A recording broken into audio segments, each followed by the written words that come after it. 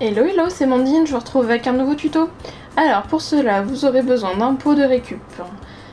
Moi j'ai utilisé un pot de confiture. Ensuite une huile parfumée, un flacon d'huile essentielle. Voilà, vous choisirez l'odeur comme bon vous semble, selon comment vous voulez parfumer votre intérieur. De la bougie, de la cire, en fait moi j'utilise des bougies premier prix sans odeur incolore, hein, comme ça je peux les modifier selon mes envies. Ou alors vous pouvez utiliser ce genre de petits lumignons, c'est vraiment pas très cher. Nous en tant que Lyonnais on trouve ça en fin d'année pour le 8 décembre, pour la fête des Lumières. Voilà, ce qui est pratique c'est que vous pouvez récupérer les petites mèches. Moi à une époque je le faisais dans des moules en forme de cœur en silicone, c'était très pratique, j'avais des toutes petites bougies en forme de cœur, c'était mignon comme tout. Des pastels, des Crayolas, voilà, des pastels pour enfants. Et je vous conseille d'utiliser une casserole qui ne craint rien du tout. Moi je l'ai payé 50 centimes dans une association type Emmaüs, voilà, ça sert à rien d'abîmer votre matériel. On se retrouve au-dessus de la plaque de cuisson, donc on va faire chauffer tout ça au bain-marie. Donc il faut mettre de l'eau au fond de votre casserole et d'ajouter le contenant dans lequel vous voulez faire votre bougie. Ici j'ai choisi un pot de confiture de récup. Vous embêtez pas à aller choisir, à aller acheter des pots spécifiquement pour ça. Franchement, fait de la récup, en plus ça limite un peu les déchets. Moi j'utilise très souvent des pots de confiture, des pots de yaourt en verre, voilà.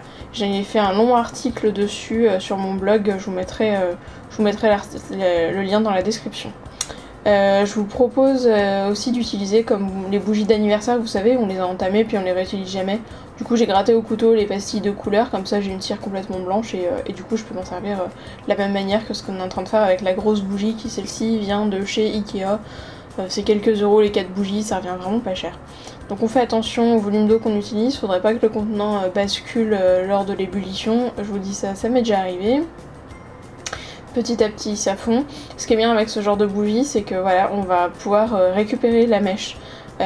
Pour la mèche, soit vous pouvez utiliser donc de la mèche de récupération comme là on est en train de le faire, sinon vous pouvez acheter de la mèche au mètre, spécialement lisée pour ça dans les magasins de loisirs créatifs ou sur internet. C'est pratique, c'est zéro perte, voilà, comme ça vous coupez en fonction de la taille de votre bougie.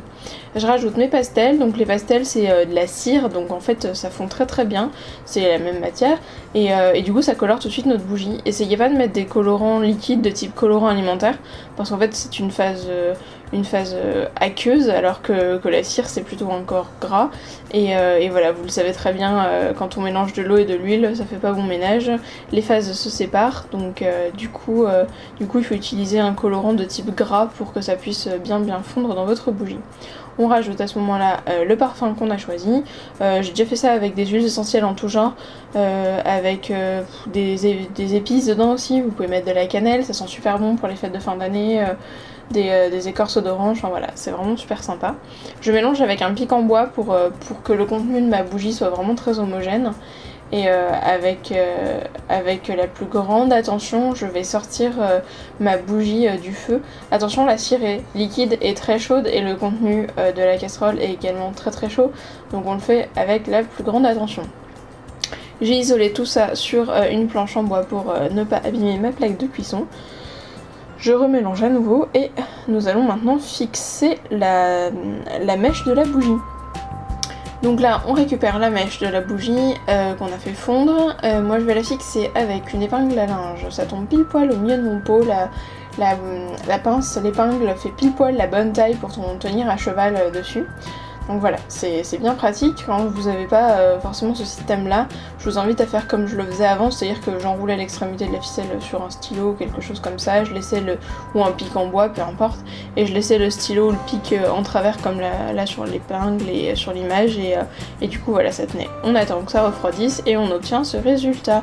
J'espère que ça vous aura plu. Vous pouvez décorer avec un joli nœud, vous pouvez rajouter du masking tape comme je l'ai fait sur la photo.